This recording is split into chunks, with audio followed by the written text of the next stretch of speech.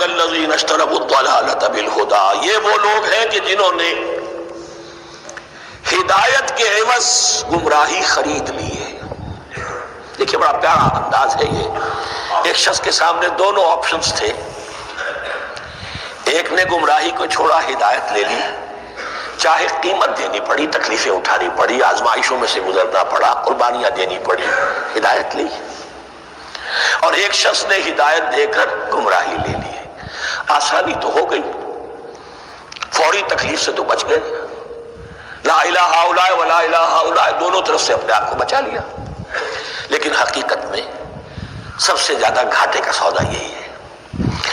اولئک الذین اشتروا الضلالۃ بالہدی، ہدایت دے کر اور ضلالت خرید لی ہے، فما ربحت تجارتہم، تو ان کی تجارت ان کے حق میں ہرگز مفید نہیں ہوئی۔ اب یہاں بھی دیکھیے، را با اور ہے ہا، ربحا، اس کے معنی نفع، صحیح نفع، جائز نفع۔ را با اور وا، ربا، وہ سود، وہ بھی اضافہ ہے، وہ بھی بڑھوتری ہے، لیکن وہ حرام ہے۔ ایک ہے تجارت کے اندر جو نفع ہو جائے وہ ربح ہے، را با اور ہا یہ نفع ہے جو جائز نفع ہے۔ را با اور وا، ربا، یہ کیا ہے؟ یہ سود ہے، یہ حرام ہے۔ را اور با مشترک ہے، آگے ہا، آگے اور با، اس کا فرق ہے۔ فما ربحت تجارتہم وما كانوا مہتدین، ان کی تجارت ان کے حق میں ہرگز مفید نہیں ہوئی اور نہیں ہے اب یہ ہدایت پانے والے۔ مثلہم، اب یہاں دو تمثیلیں آ رہی ہیں بڑی پیاری۔ پہلی تمثیل ہے کفار کے بارے میں، دوسری تمثیل ہے یہ بین والے لوگوں کے بارے میں۔ پہلوں کے لیے کیا تمثیل ہے؟ مثلہم کمثل الذی استوقد نارا، ان کی مثال اس شخص کی سی ہے جس نے آگ روشن کی۔ ایک نقشہ کھینچا جا رہا ہے، اندھیری شب ہے جدا اپنے قافلے سے ہے تو، تیرے لیے ہے میرا شعلہ نوا قندیل۔ اندھیری شب ہے، قافلہ بھٹک رہا ہے، کچھ لوگ بڑی ہمت کرتے ہیں، اندھیرے میں بھی ادھر ادھر سے لکڑیاں جمع کرتے ہیں اور آگ روشن کر دیتے ہیں، لیکن عین اس وقت جب آگ روشن ہوتی ہے کچھ لوگوں کی بینائی سلب ہو جاتی ہے۔ پہلے وہ اندھیرے میں اس لیے تھے کہ روشنی نہیں تھی، اب وہ اندھیرے کے اندھیرے میں رہ گئے کہ روشنی تو خارج میں آ گئی، اپنی اندر کی روشنی گل ہو گئی، بصارت سلب ہو گئی۔ یہ مثال ہے ان کفار کی کہ حضور کی آمد سے پہلے سب بھٹک رہے تھے، کوئی حقیقت واضح نہیں تھی، قافلہ انسانیت بھٹک رہا تھا اندھیری شب میں۔ محمد رسول اللہ آئے، انہوں نے آگ روشن کر دی، اب راستہ کھل گیا، ہدایت واضح ہو گئی، لیکن کچھ ضد یا تعصب یا تکبر یا حسد کی بنیاد پر کچھ لوگوں کی اندر کی بینائی زائل ہو گئی، تو وہ تو ویسے کے ویسے بھٹک رہے ہیں، جیسے پہلے اندھیرے میں تھے ویسے ہی اب اندھیرے میں ہے۔ روشنی میں آنے والے تو وہ ہیں، دیکھ لو جن کا ذکر سب سے پہلے ہوا ہے۔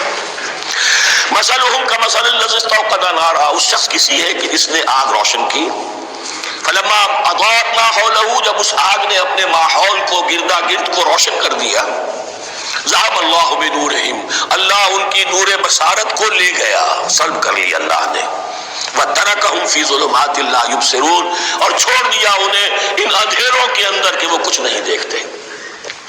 صم بکم عمی فہم لا یرجعون، اسم کہتے ہیں بہرے کو، سم جمع ہے اس کی، سمن۔ اب کمو کہتے ہیں گونگے کو، بکمن اس کی جمع ہے۔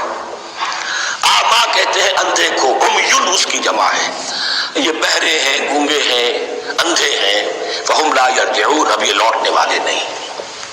یہ کون ہے؟ ابو جہل ہے، ابو لہب ہے، ولید بن مغیرہ ہے، عقبہ ابن ابی معیط ہے، یہ سب کے سب ابھی زندہ ہیں جب یہ آیات نازل ہو رہی ہیں۔ ابھی تو غزوہ بدر ہوگا سن 2 ہجری میں، اور اس میں یہ سب جو ہے واصل جہنم ہوں گے، ابھی تک تو ہے نا۔ یہ لوگ ہو گئے اس کی مثال۔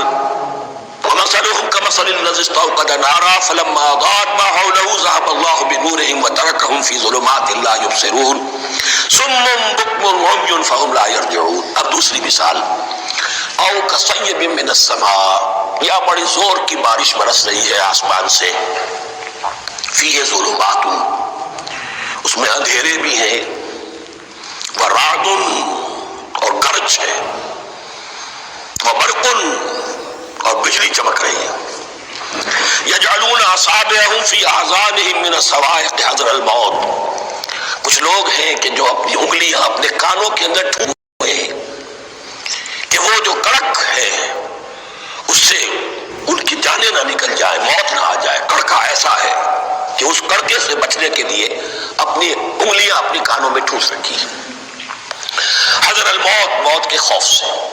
واللہ محیط بالکافرین، اللہ ایسے کافروں کا احاطہ کیے ہوئے ہے، بچ کر کہاں جائیں گے۔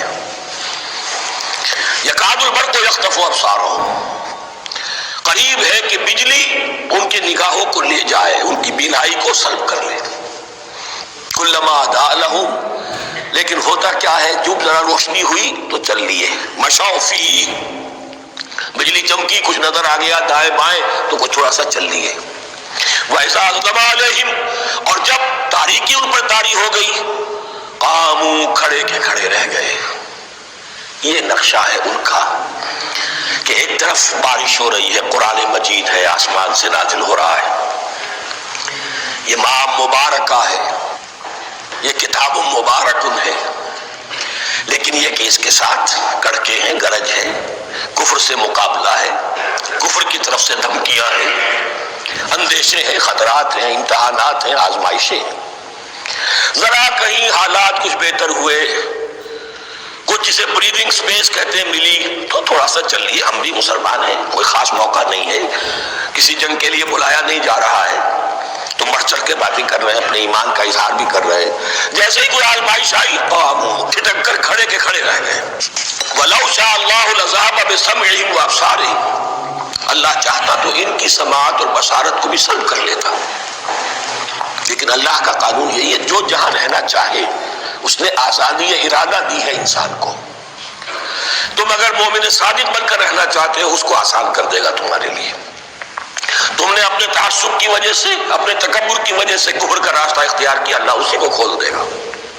تم بیچ میں لٹکنا چاہتے ہو، لٹکتے رہو، اللہ تعالیٰ جو ہے جبرن کسی کو نہ حق پہ لائے گا، نہ جبرن کسی کو باطل پر لے کر جائے گا، اس لیے کہ جبر اگر ہو تو پھر امتحان کا معاملہ ختم، پھر جزا و سزا بیکار ہے، غیر منطقی ہے، غیر معقول ہے۔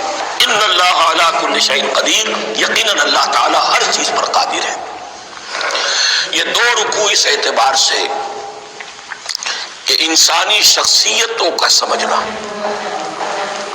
اور جیسا کہ میں نے عرض کیا تعویل عام ذہن میں رکھیے، جب بھی کبھی کوئی دعوت حق اٹھے گی، اگر وہ واقعتاً کل کے کل حق کی دعوت ہے اور اس میں انقلابی رنگ ہے کہ باطل سے پنجہ آزمائی کرنی ہے، باطل کو نیچا دکھانا ہے، حق کا غلبہ کرنا ہے، تو یہ تین قسم کے افراد لازماً ہمیشہ وجود میں آ جائیں کو پہچاننا، ان کے کردار کی جو اصل جو اس کے پیچھے پس منظر ہے اس کو جاننا بہت ضروری ہے۔ اب جو تیسرا رکوع آ رہا ہے سورہ بقرہ کا، اس میں قرآن کی دعوت کا خلاصہ ہے، قرآن کیا ماننے کی دعوت دیتا ہے، اس کی پکار کیا ہے۔ جیسا کہ میں عرض کر چکا ہوں، 2/3 قرآن پہلے نازل ہو چکا ہے، پس منظر میں ہے، ہمارے لیے اس ترتیب مصحف کے اعتبار سے وہ قرآن بعد میں آئے گا، ترتیب نزول کے اعتبار سے وہ پس منظر میں موجود ہے،